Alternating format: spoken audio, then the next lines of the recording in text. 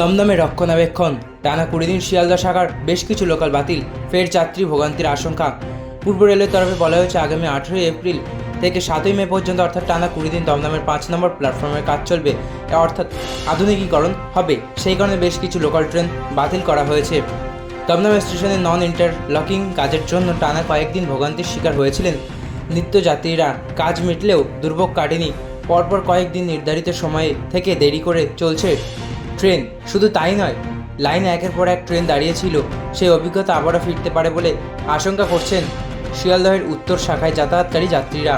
পূর্ব রেলের তরফে জানানো হয়েছে দমদমের 5 নম্বর প্ল্যাটফর্মের আধুনিকীকরণ এবং রক্ষণাবেক্ষণের কাজের জন্য টানা 20 দিন ব্যাহত থাকবে ট্রেন চলাচল।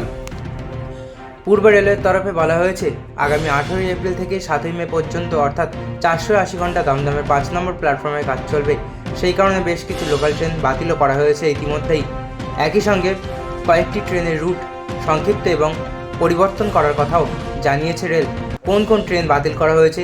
রেলের তরফে জানানো হয়েছে 30351 এবং 30313 Majerhat Hasnabad local, Barasat Hasnabad local, Hasnabad Bibadibag local, 30145 Bibadibag Krishnanagar city, 30357 Majerhat Madhyamgram, 30358 Madhyamgram Majerhat, 30361 Majerhat Hasnabad, 33282 Hasnabad Dumdum, 33231 Dumdum Barrackpore, 33232 Barrackpore Dumdum, 33271 Dumdum Gobardanga, 33686 Gobardanga Sealdah, 30333 Majerhat Habra, 30332 Habra Majerhat, 30353 Majerhat Duttapukur, 30314 Duttapukur Majerhat, 33425 Sealdah Barasat, 31223 Sealdah Barrackpore, 30116 Barrackpore Bibadibag, 30113 Bibadibag Barrackpore, 31242 Barrackpore Sealdah এবং